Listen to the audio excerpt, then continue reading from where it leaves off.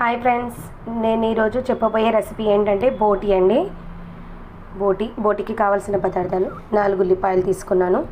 చూడండి, బోటి ఇంత సాఫ్ట్గా ఉంది కాబట్టి పై పొర నేను కట్ చేసుకోలేదు, డైరెక్ట్గానే వండుతున్నాను.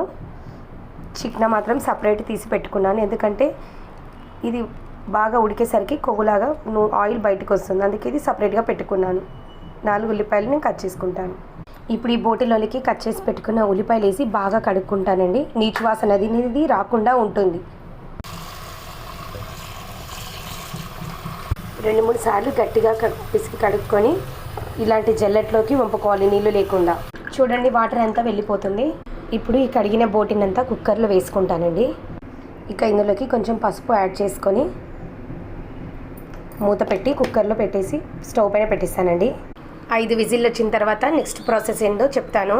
5 విజిల్లు అయితే అయ్యాయండి, నేను స్టవ్ ఆఫ్ చేసుకుంటున్నాను. చూడండి, మనకు ఇలాగైతే ఉడికిపోయిందండి. ఇందులోకి ఈ పావుతో 2 పావులు నూనె పోసుకుంటున్నాను. అల్లం వెల్లుల్లి పేస్ట్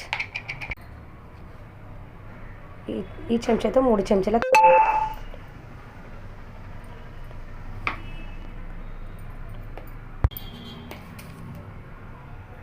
ఉప్పు 3 స్పూన్ల వరకు వేసుకుంటాను. రుచికి సరిపోయినంత వేసుకోండి. ముందుగా కట్ చేసి పెట్టుకున్న 2 టమాటాలు, కొత్తిమీర, కరివేపాకు.